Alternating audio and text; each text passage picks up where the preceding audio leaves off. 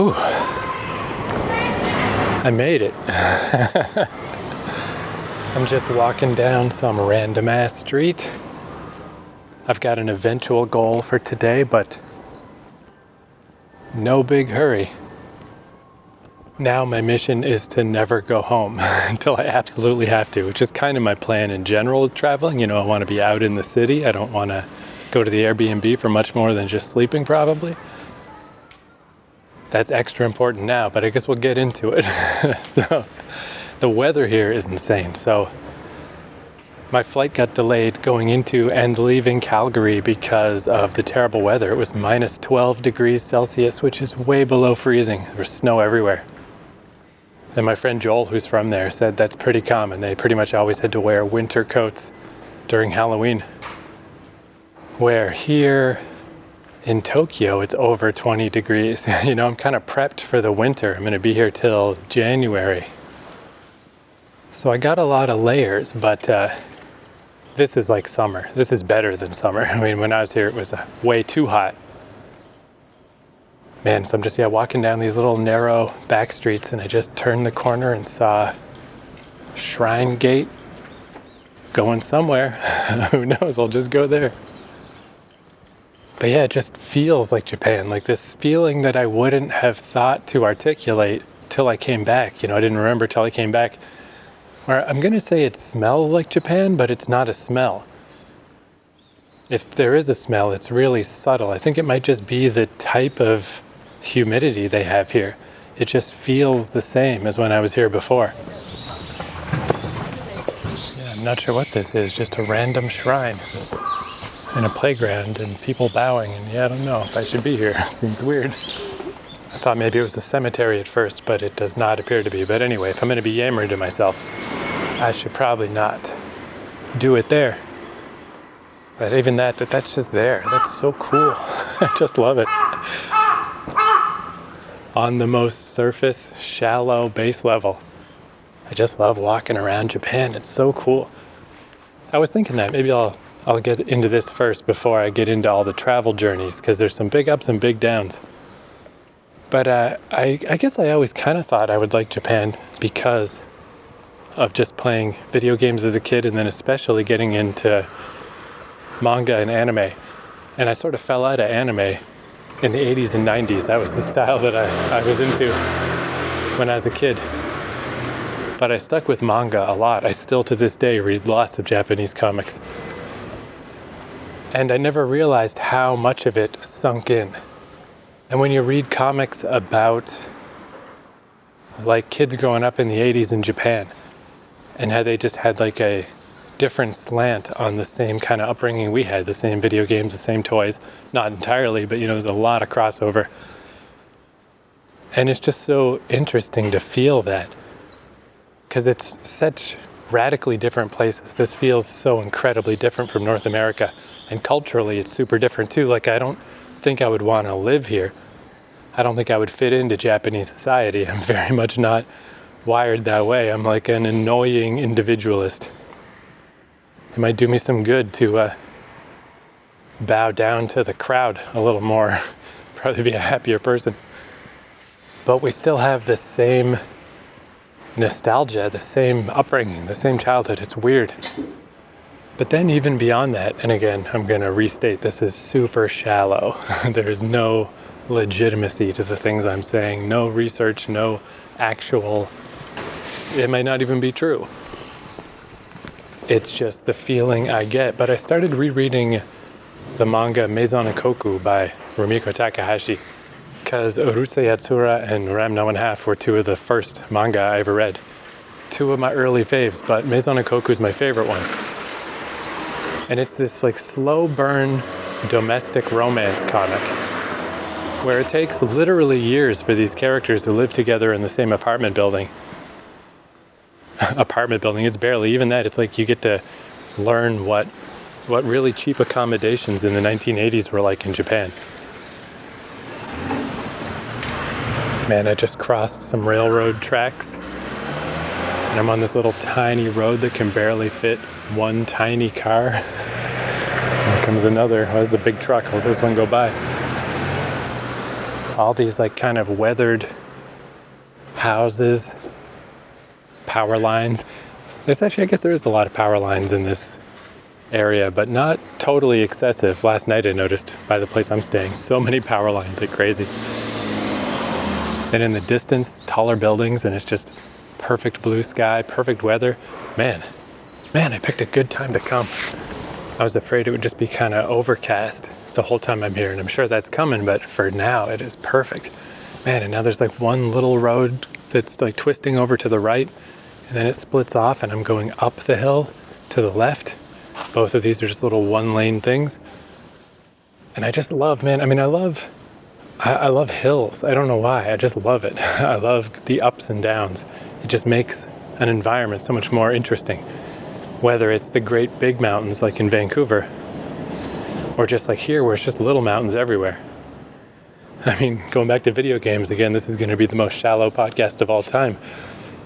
It's like a video game level, which I guess isn't surprising, right? I mean, especially back in the 80s, all the good video games are from Japan. I just feel like I'm walking through that stuff.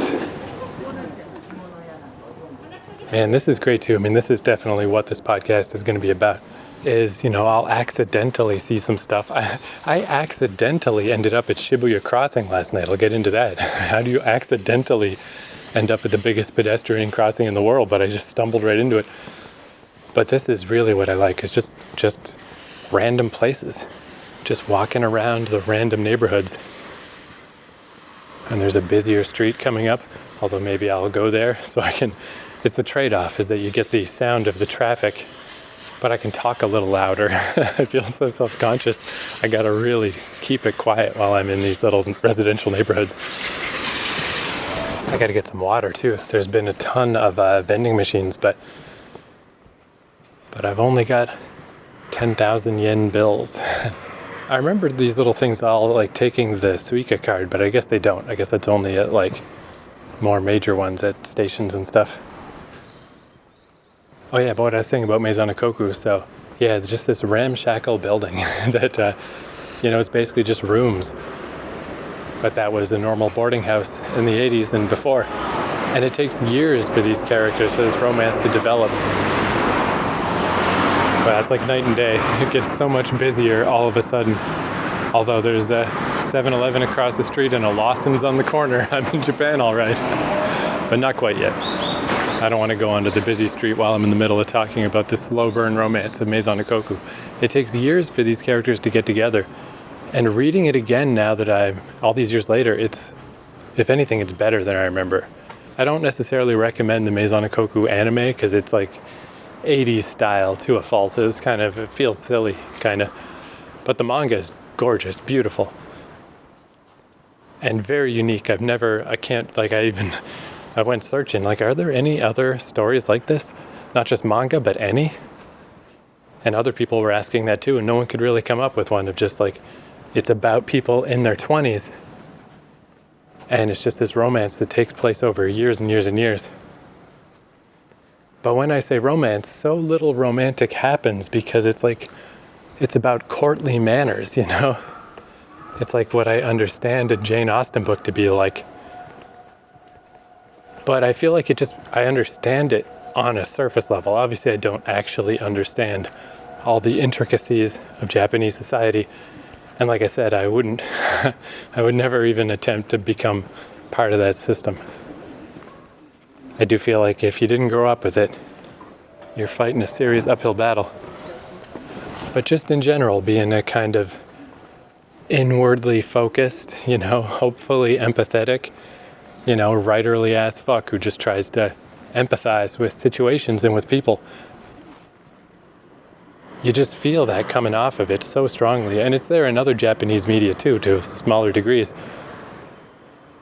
But that whole thing of just like, hey, don't step on my toes, The social mores are different from a North American nerd, but that we have them, that there is that feeling of like everybody's stepping on your toes and stepping over boundaries that they don't see. And in North America, it's just unspoken because people don't know about it. They're unaware of it. Where in Japan, it's unspoken, but everyone knows about it. Everyone's aware of it. All right, I'm gonna take a little break. I gotta get some water at the very least. All right, in my random wanderings, my one kind of goal is I'm vaguely trying to get to a library so I can charge my laptop. I used up all the battery on the plane. And the least of the problems at my Airbnb is that there's no three-pronged plugs anywhere. It's all two-pronged. It's nice that Japan runs on the same power system as North America. Like when I was in Amsterdam, I had to get an adapter. Here you don't need to, but yeah, no plugs for the old laptop. But I'll get into that. That's, again, like I said, that's the least of the issues at this fucking place. But it looks like there's a little park near this library, so maybe I'll head there. Check out the 7-Eleven haul. As if there's not enough like videos on YouTube, right, of just people going to 7-Eleven and stuff. I'm up in the ante. You don't even get to see it. I'm just gonna talk about it. But yeah, it's I don't know, what was the deal before? I mean, like having this this phone I'm using, again, I just use it for Wi-Fi. It doesn't have a data plan or anything. It's a Pixel 2. So it's 2018 or so. It's a little bit old, but it's like an actual decent smartphone. And just having the little map and the little GPS and the little blue dot of where I am, it's just crazy to think I didn't have that last time. I was just wandering blindly all the time. Except, I guess, whatever my I had like a 7-Eleven phone. It was just shit. But I would get Wi-Fi from convenience stores and stuff and figure out where I was. I don't know, I feel like it must have had the blue dot technology, but I just remember it was so bad, it never worked. So I just didn't use it. Where this one is pretty remarkable. I just got it, it's not even refurbished, it was a display model. It was just sitting in a store until the Google image, the G, slightly burned into the screen. So I got this like crazy, at the time, like $900 phone. For like $60 Canadian. Insane. I was thinking too, the exchange rate, you know, people used to say that the American and Japanese conversion was about 1-to-1, 1 penny for 1 yen, to make rough estimates, but that's really not accurate anymore. The American dollar's worth a lot more, but not the Canadian one. When I got 30,000 yen out of the machine at the airport, it cost me 290 something Canadian. It's almost exactly 1-to-1. So I think when I do prices, instead of trying to figure out the yen, because you're basically just expressing it in pennies, it's always, this is 1,000 yen, this was 15,000 yen. It never quite works for my brain. So I'm just gonna say it in the Canadian amount. So for example, I was just trying to figure out what to do now with money. I've been a moneyless person for years in COVID times back in Canada. I might have like a $20 bill in my wallet just in case, but eventually I stopped even doing that. So I was like, what am I gonna do with this money? So at the very least with the bills, I also noticed I've got a Band-Aid in my wallet where the bills used to go. And I'm like, oh, that was, what foresight. Good thinking, Keith, in case you get a blister or something. So I put the Band-Aid in between the 10s, and then I've got a $100 bill and a 50. Again, I'm speaking in Canadian terms, really a 10,000 yen, a 5,000 yen, and then the 1,000 yens. I won't say dollar bill, I guess, that's incredibly wrong. But I'll just say it as, you know, I got 100, I got a 50, I got some 10s. But then I was like, what am I going to do with these coins? I have a little thing for coins in my wallet, but it's not good for it. They sort of slide out. So at least if it's a 50 yen or 100 yen or a 500, you know, I'll pay attention to those. The smaller ones, especially the one. The one's insane, but even smaller than that. This is coming back to me now. It's like your job when you buy stuff is to try to give the right change just so it doesn't accumulate. I mean, the 1 yen coins, they're going to accumulate. I don't know. I'm just going to end up leaving the country with 300 of these fucking things. That's just what's going to happen. But I think I might actually, maybe I should buy like a coin purse or something. I honestly don't know what to do with these coins. Also, man, this particular route I'm on, I just passed the sign. Should have written it down, but wait, I've got the phone, just so I can at least say where I really am. It's relatively close to Shibuya, that's why I got this place, so I could have an easy time finding my first Airbnb, because it would be by a major place. Sangenjaya is what this neighborhood is called. And there's like a lot of bicycles on this main street, and I'm not sure the etiquette. I can't quite figure it out. There's a bike lane on some of the street. Generally though, they're on the sidewalk, and I can't figure out the left or the right. At first I was walking on the right, but that seemed wrong. And I was like, well, they don't drive on the right here, so maybe it's the left. But it seems pretty random unless I'm just really not picking up something here. Everybody just seems to be doing whatever, which there's not that much bike traffic, so it's not a big deal. It kind of reminds me of like when I was a kid in the 80s. Just bike on the sidewalk, there were no laws, lawless, just don't smash into somebody. I just got to be mindful. It's not like Amsterdam or something where if you don't understand the bike rules, you're about to die.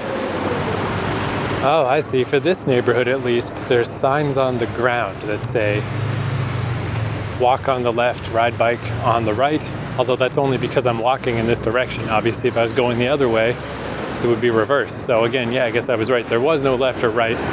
It was depending on which way I was going, because I've gone both ways on this street. So maybe that's a pro tip. Look at the ground. There might be signs telling you what to do. Which is one thing I like, again, with my just vague generalizations about Japan and not actually understanding anything, is they do have a lot of stuff delineated. Once you know how the rules work, it's pretty easy to navigate, which makes it a lot more comfortable to come here as a visitor who doesn't understand anything, because I know a tiny little bit of Japanese terminology from, again, just from anime and manga and video games. Not enough to communicate with anybody. Like when I was just at that 7-Eleven, I did not understand a damn word that guy was saying. But you can just tell by context clues.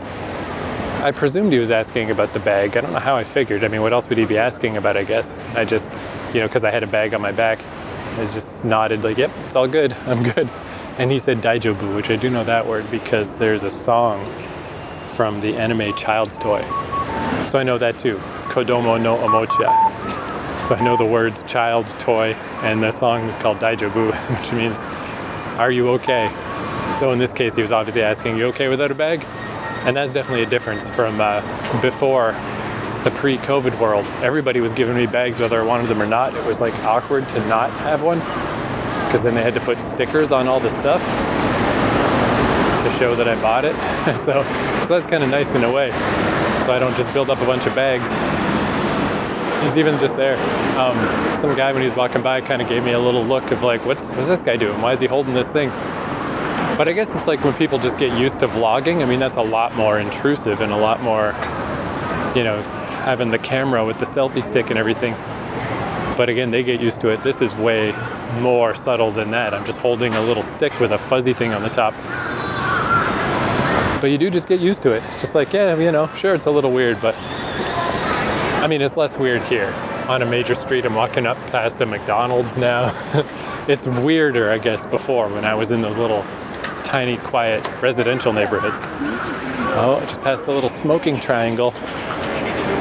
Just a tiny little triangle. They used to have like much larger, even though I was only here 4 or 5 years ago, much larger smoking areas. That one is small. They are making it clear smoking is getting stamped out around here. All right, let's find that little park. Get somewhere a little more quiet.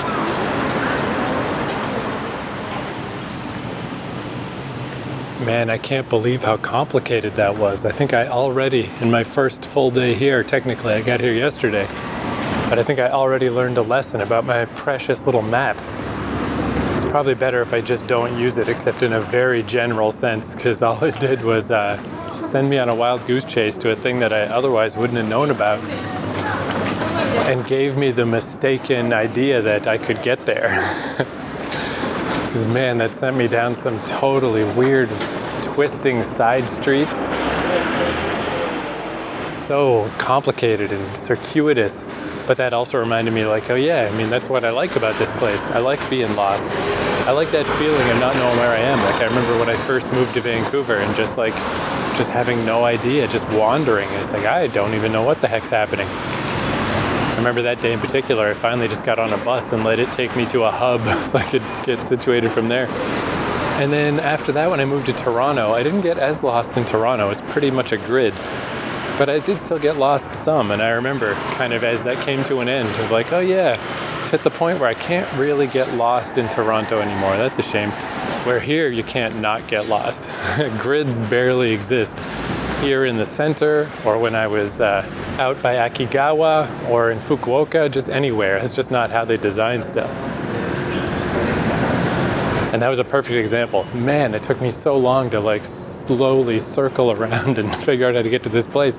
And then it really wasn't a park anyway. It was more of a, shrines and statues, and it was all walled off, and it was very quiet. No one was there, and it just really did not seem like that's where I should go to pull out all my 7-Eleven crap and start yammering about it.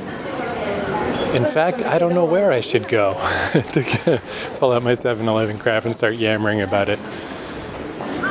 In North America, I would just eat as I walk around, but, that's a little less what you do around here. In fact, you just don't do that. And I think beyond a coin purse, I might have to get a little bag just for my garbage too. I realize my back pocket is still full of all of my wrappers for just cough drops I was eating on the plane to keep my ears from popping, or to make my ears pop, or whatever. And I don't know how I'm going to get rid of even just that stuff. It's in my back pocket. There used to be a lot more outdoor garbages outside of convenience stores, but I haven't seen any. I have seen a couple of like bottle places you can dump your bottles at the places where you buy bottled drinks. But I wonder if that's a COVID thing or if it's just coincidence that I just haven't run into any. But yeah, I think a little coin purse and just a little wrapper bag would be very handy.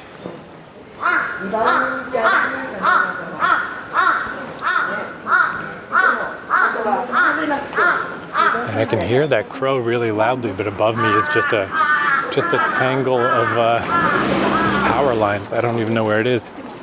Man, the traffic too on these little streets, it reminds me a lot of Kensington Market in Toronto, which is just a tiny little, it's only a few blocks square, if even. But it's like this ancient part of Toronto that has different fire codes and stuff, so it does feel pretty different.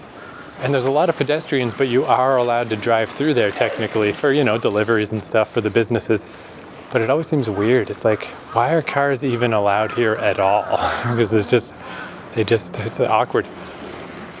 And man, central Tokyo sort of feels just like a gigantic, less square, less grid-based Kensington Market that just never ends. It just goes and goes and goes.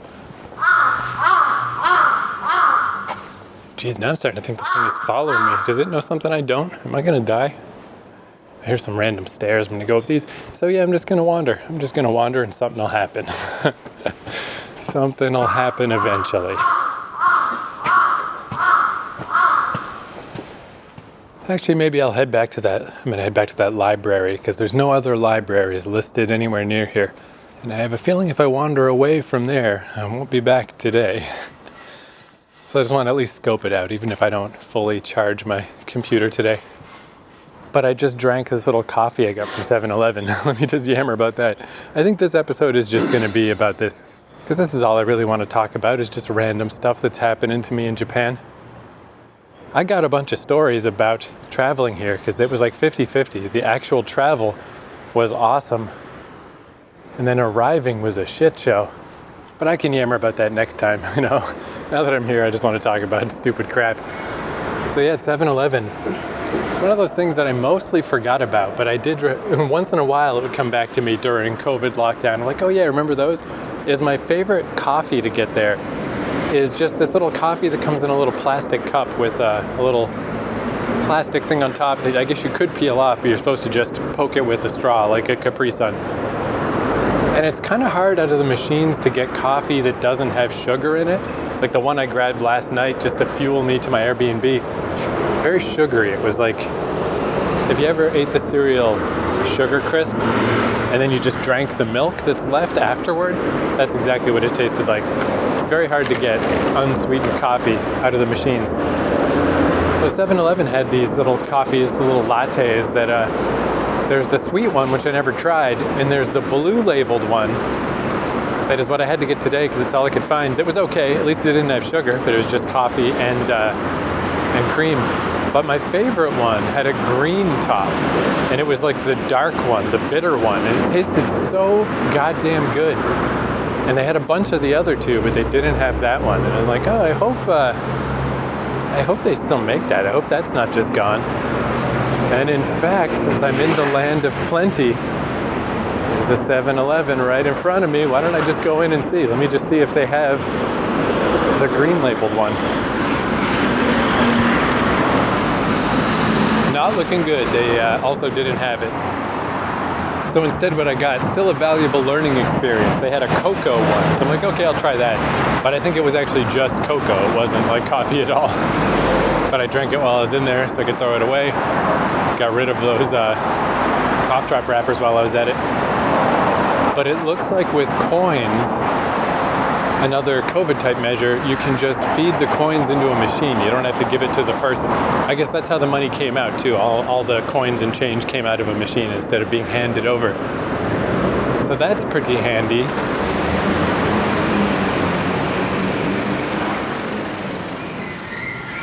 Man, I don't realize most of the time how noisy it is.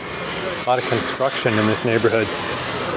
Because I tend to keep my little like earbud headphones in, even when I'm just walking around.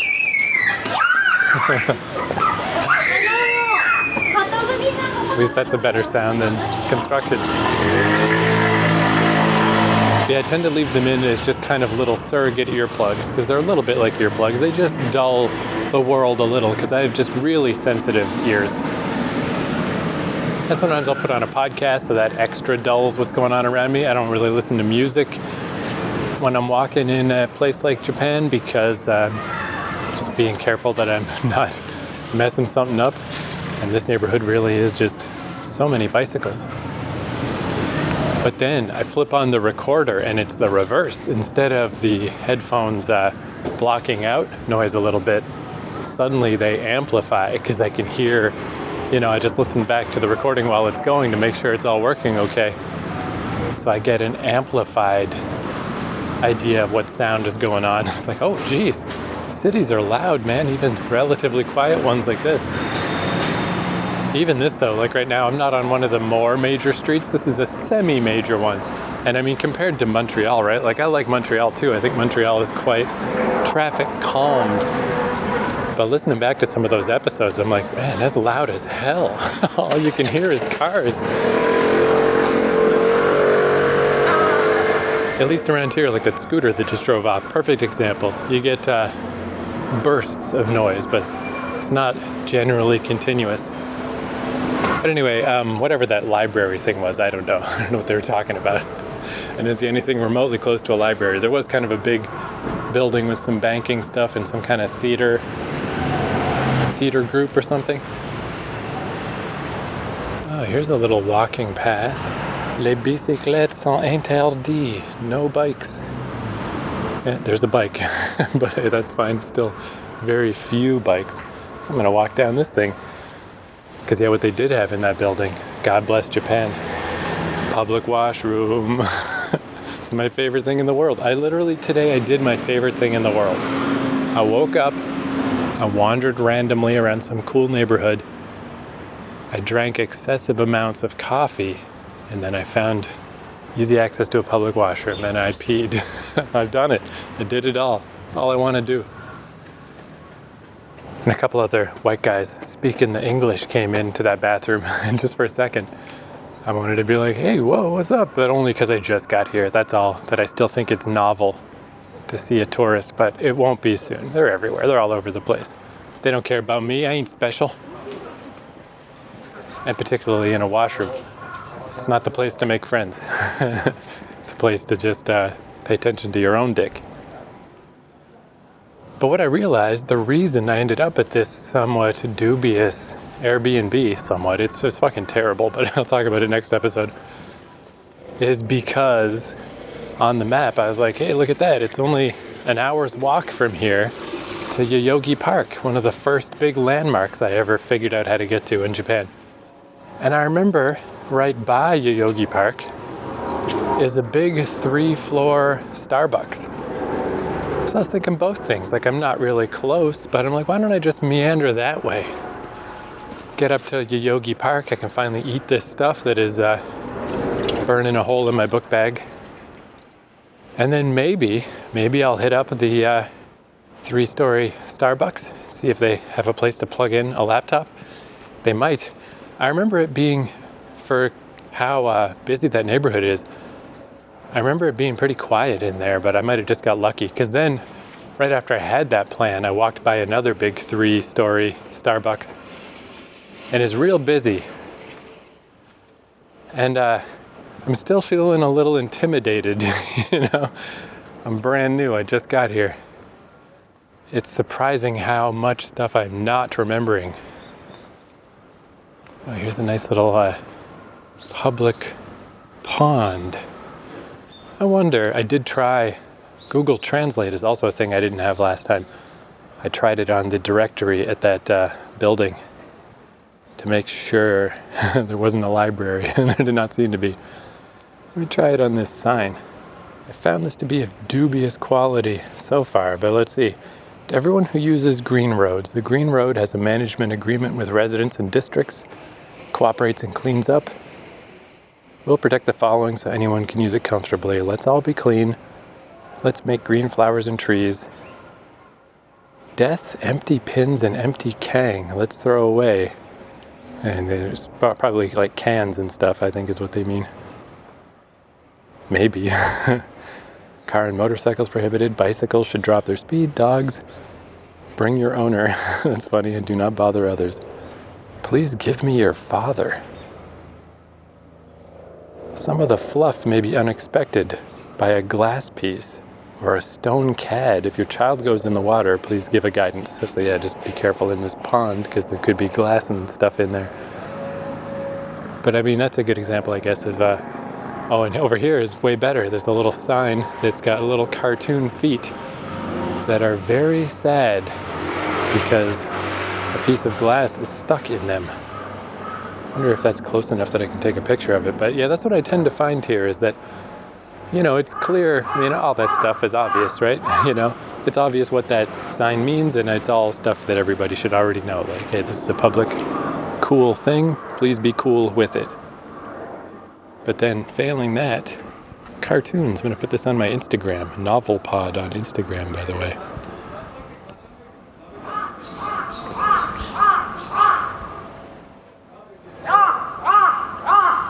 Jeez, I feel like that's that same bird. I feel like it's waiting for my corpse.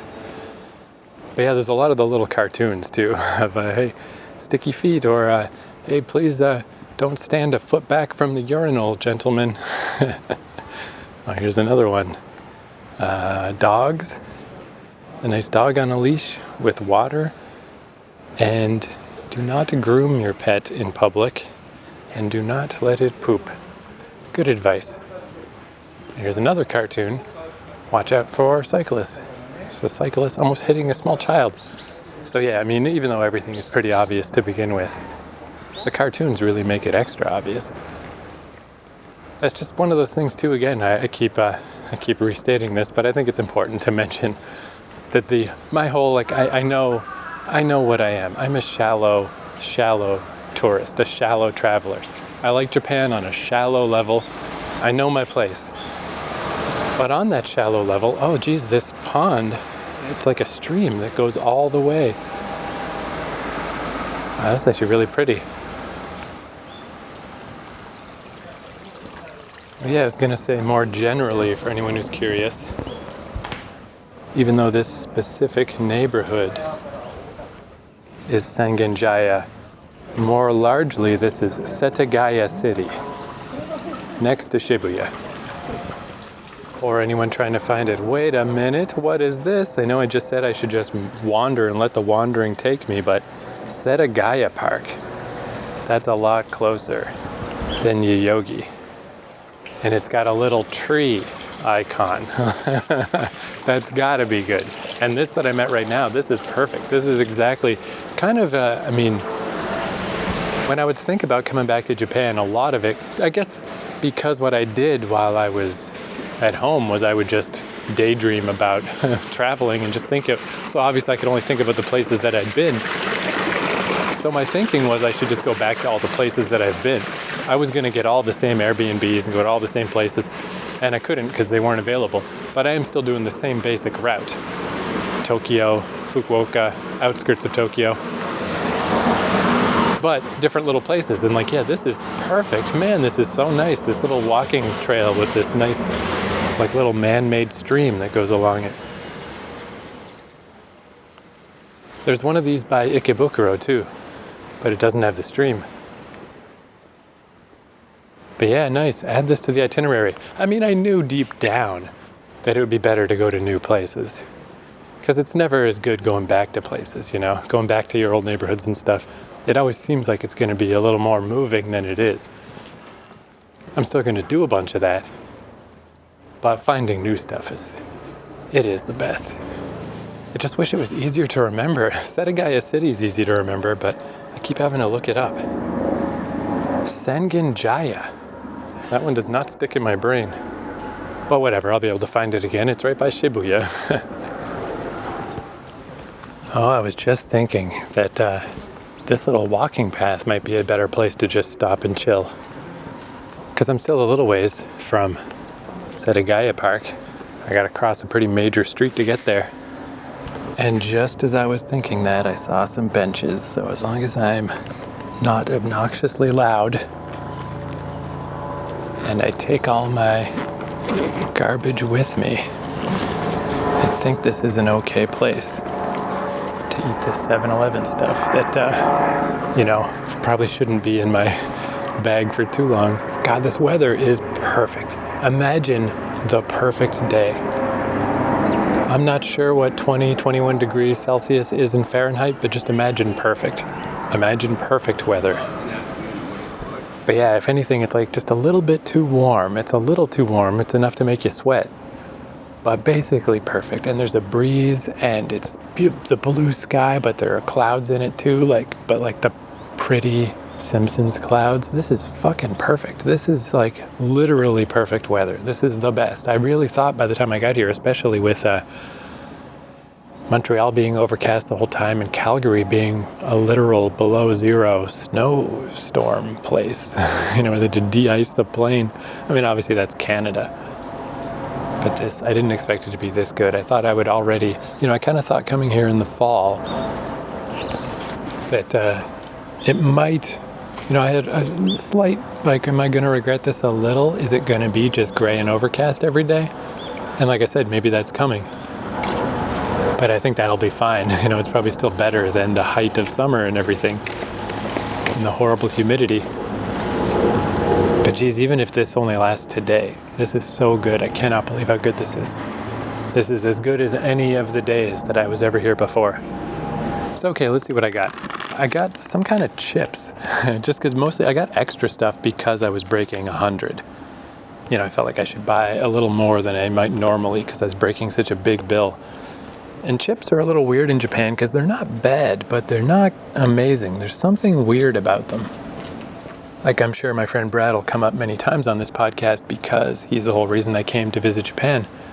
And he's the only person I knew when I was here before. But he's big into chips. He knows his potato chips. And he said it was like the only thing he was a little disappointed by when you go into the conveni. You go in and just everything in the convenience store is the greatest thing ever. People who have been to Japan or live here, they're like, it's overrated. But trust me, it's not overrated. If you've just visited, you just come here occasionally, it's the best. I mean, I'm sure I'll branch out a little. Like I was saying before about how when you know the rules to stuff, the only restaurant I know the rules to is Koko Ichiban, the curry place. because I went with Brad, and I went there by myself a couple of times because I knew how it worked. I knew how to order. I knew all the processes, and you order the heat and the amount of rice and how everything goes. They have English menus, but I could order even with a Japanese one. I could order with nobody being able to speak to me, which is cool. But in general, I feel a bit apprehensive about that, because when you bump into someone, and there's a lot of people in Tokyo that really don't speak English, you just get like completely stonewalled. It's like absolute, it's over. You can't talk to them. And it's very uncomfortable, and I don't like it, and it's my fault. I'm the one who hasn't learned any Japanese and is not trying to learn any Japanese, so I don't get to interact with people. It's just not how it is. And that's fine. I'll just go to the konbini all the time.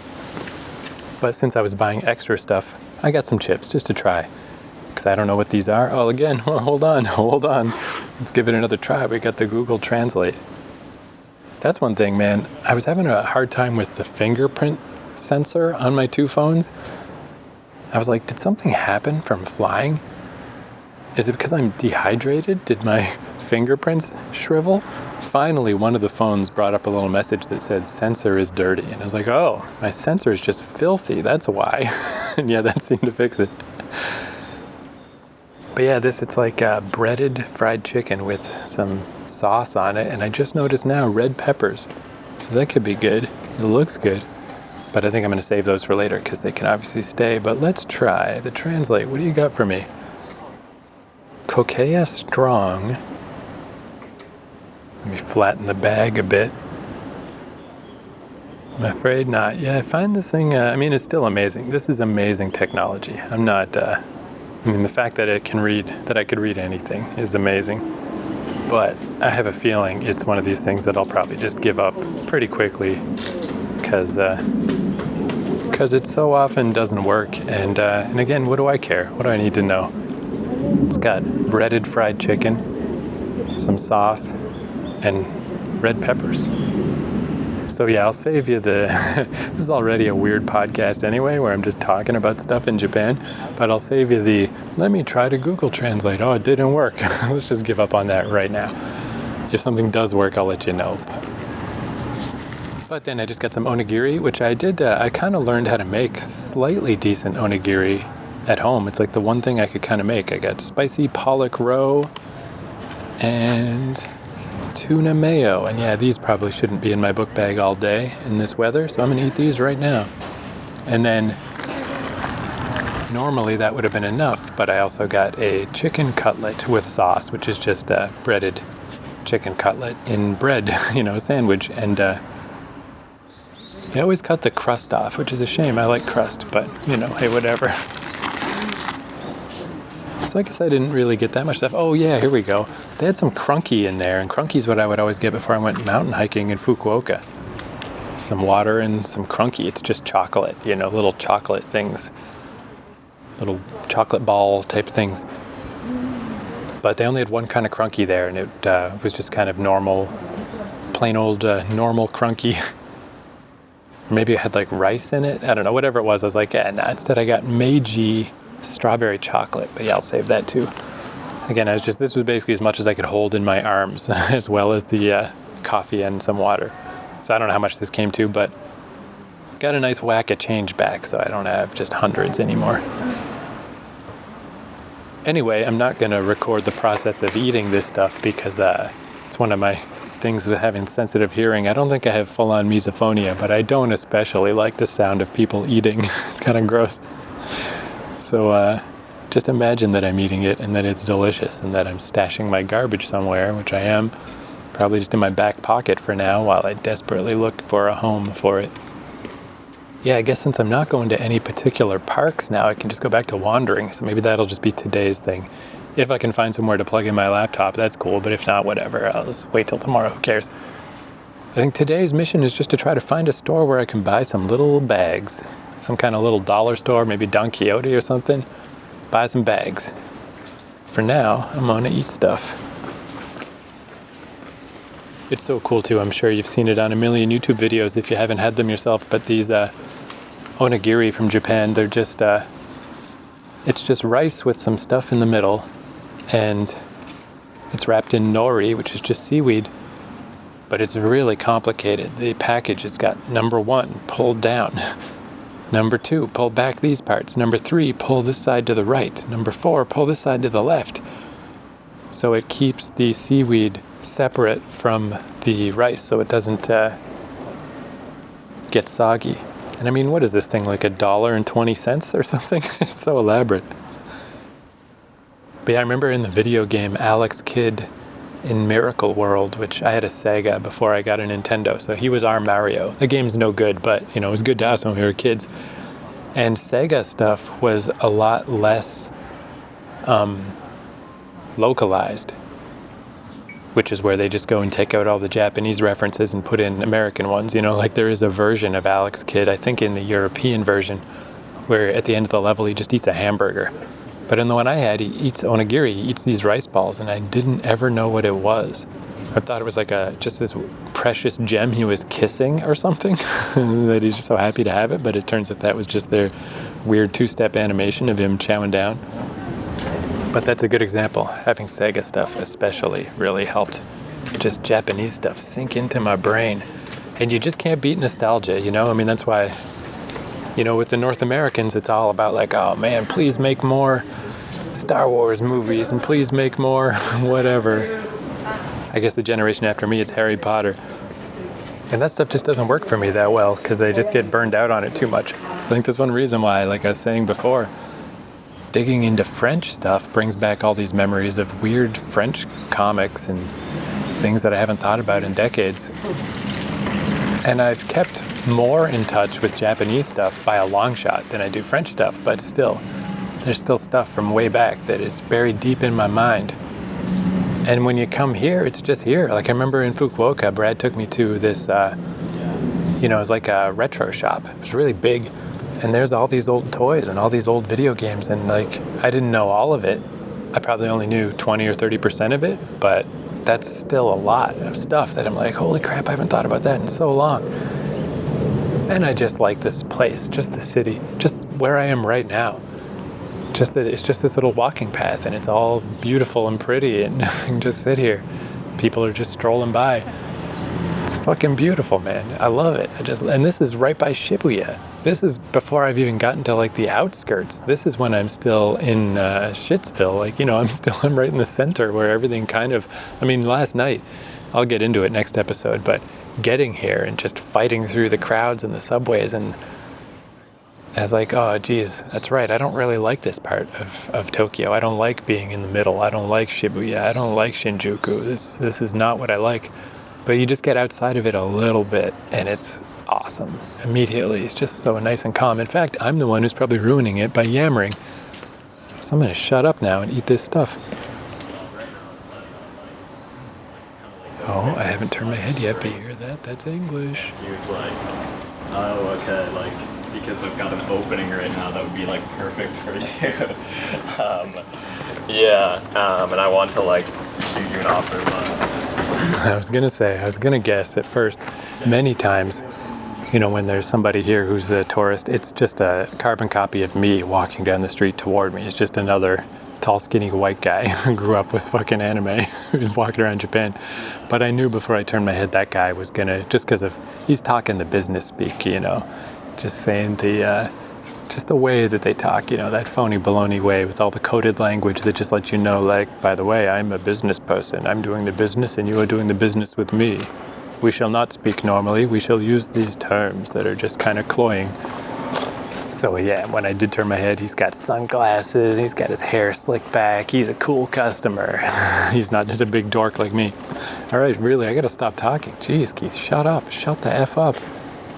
I know you're excited, but if you don't eat some food, that crow that won't stop following you is gonna eat your body. Whew, that was too much to eat. I ate both onigiri and I ate the chicken cutlet sandwich, and I shouldn't have eaten the chips, but I just wanted to try them. It looked so good on the package, and they were the weak link. They were just like, whatever. But yeah, this is also bringing back, because I'm a skinny gentleman, another reason why I didn't go too far out of my way to explore beyond convenience stores is I get full so fast. I remember this last time I was in Japan. just wishing I could get hungry more often so I could go to the convenience store more and try more things. Oh man, so this walking path, it's actually really long. On Google Maps, it's like a little green line and it just keeps going and going, so I'm just still walking down it. The little stream comes and goes, but it's back here. And there's little crayfish in here. What are these little things flopping around? I don't know if those are fish or bugs. I think they're insects of some kind. And there's these two crayfish that are on either end of something. It just looks like, I think it's just a plant. Maybe it's not though. Maybe they caught something. I can't really tell from where I am. Maybe it's like a moth or something? Because why would they care about like a flower? Whatever it is, they're on each end of it. Oh, here comes a third one. It must be valuable, whatever it is, because they're battling for this thing. Anyway, I'm glad, I think this episode went extremely well. This is kind of, now that I'm finally in Japan, I think it's telling that I'm putting off telling the story of how I got to Japan, even though there's a bunch of story to tell. So now that I'm finally here, this is when I had this idea of like, I wonder if I can sort of capture what it was like to visit Japan, because it was so good the first time. And I feel like that's what happened today. I think this is it. This is the make or break episode. If you like this episode, stay tuned, because hopefully there'll be many, many more to go. And if you wish this podcast was more interesting than this, it's not gonna be. This is what I got. Whoa. Now that I'm further down in this pond, there's a fish in here. It's fucking giant. It's like the size of not quite the size of my forearm, but pretty close. I thought there might be like some small fish in here somewhere. And there's these weird little like spider looking bugs on the surface that are running from the fish. But yeah, I also think this is kind of perfect where, you know what, I'll just tell you, sneak preview for tomorrow.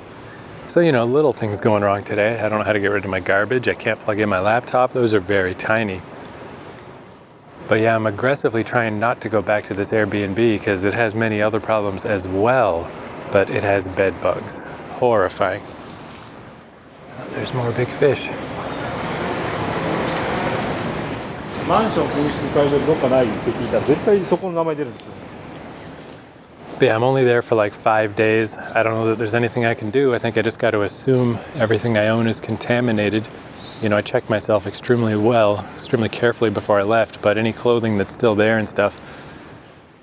My next Airbnb has a washer and dryer, so I'm going to be very careful to check all my stuff before I leave. And then the first thing I do when I get to the new place is I'm just going to clean all my clothes. And bed bugs, man. I'll get into it, I guess, more, but I've had experience with them in the past. That property is in trouble. I don't know what to do about the property, but for me personally, because I don't have that much stuff, my mission is to not take them anywhere else, and I'm confident I can. It's not necessarily that big of a deal, but it's very demoralizing. Bed bugs are a bad situation. So I especially don't want to go back there because I just want to go sleep the minimum amount that I need to sleep and get the fuck out of there. But if there is an upside to that, which there isn't, but it's that I would have done that anyway. That's the plan. That's what was kind of making me stir crazy and nuts in my hometown, is that my favorite thing to do is to just never go home. Just to go home to go to sleep. I just want to be out in a city all day. I just want to go out and do stuff. And I can do that pretty successfully in, I'd say the Vancouver area is the next easiest place. And then with various levels of difficulty in Montreal, Toronto, New York, Amsterdam. But there's no city easier than Tokyo.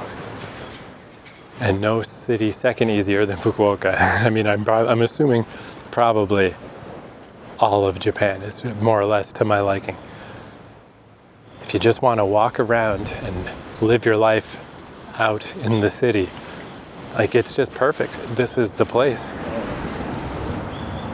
Oh, now there's flowers and butterflies. Are you fucking kidding me? This is so amazing. And again, like, this is the place where last night I was like, oh, did I make a mistake? Like, I picked this place because I wanted to find, if I got lost, which I did, I knew how to get to the major station. So I knew from here, you get to Shibuya Station, you take as if I remember the line name, some train line I never heard of, to Sangenjaya Station. And thank goodness that, I did pick a place. I mean, in hindsight, I wish I had not picked this place, but I think the theory was correct of just like I'll tell you next episode, but it was such a disaster getting from the airport. Everything was just like, wow, ridiculous. So, late at night, super jet lagged, exhausted, confused. It was good to have a hostel I could actually get to. But, the place is awful. But that just doesn't even matter. Like, it's just so good to be back here. It's just so awesome that doesn't even come close to counterbalancing. Maybe if I had booked a month there, I'd be like, nah, what the hell is this? I gotta break this lease. I gotta get out of here. It's less than a week. It sucks. But everything else is so good. Man, so I'm on the other side now. I guess this is the same stream. It just crossed over. 1, 2, 3, 4, 5, 6, 7. Tons of these big fish. I wish I could tell you what kind of fish it is, but I just know nothing. I mean, I always think of goldfish when you think of just pond fish, right? Oh, and as you look more, there's small ones. Oh man, yeah, there's a bunch of smaller ones, and then even smaller than that. Like the Russian nesting dolls are going down in size. There's like 30 of those. Oh geez, yeah, and the more you look, it's like, geez, there's this more and more. This is the best. I'm like Carl Pilkington just staring at ants. I could do this forever. All right, well, I mean, surely I'll just stumble upon more stuff I could ramble about, but I'm going to be here for 90 days. I got my 90 days, so let's call that an episode. Let's plan on talking about the trip next episode, but if I don't get around to it, I figure, I guess I shouldn't put it off too long because I'll forget details, but again, it's slightly interesting, I think, my lead-up episodes and like how I got here, it's relevant, but to me, this is the main event, just being here. Oh man, there's a great big overpass ahead of me. This reminds me a lot actually of from Naka-Itabashi. If you walk down, there's like a ravine, maybe a bit bigger than a ravine. I'm not sure what it's called. But down toward Oji Station, it's kind of like this. It's a really pretty path, but then you get to these big overpasses, big superhighways. This is happening here too. But I love that too. I love that about this, like that everything's so mixed together. It's so cool. Oh yeah, and when I was saying too that there's something that just feels like Japan or maybe smells like Japan, I think there is in fact a smell. And what it kind of smells like is clean laundry that's just being hung out to dry. And I thought of that because where I was sitting earlier eating my 7-Eleven stuff, there's not a lot of dryers in Japan. It's not that popular. So there was just laundry hanging. And I don't think that's what the smell is. It's not like that smell would just permeate the whole city. But that's what it reminds me of. That's how it feels like clean laundry. That's how Japan smells. Or Tokyo, anyway. But yeah, like I said, I got 90 days to ramble about these random observations. So let's call that an episode and fade out.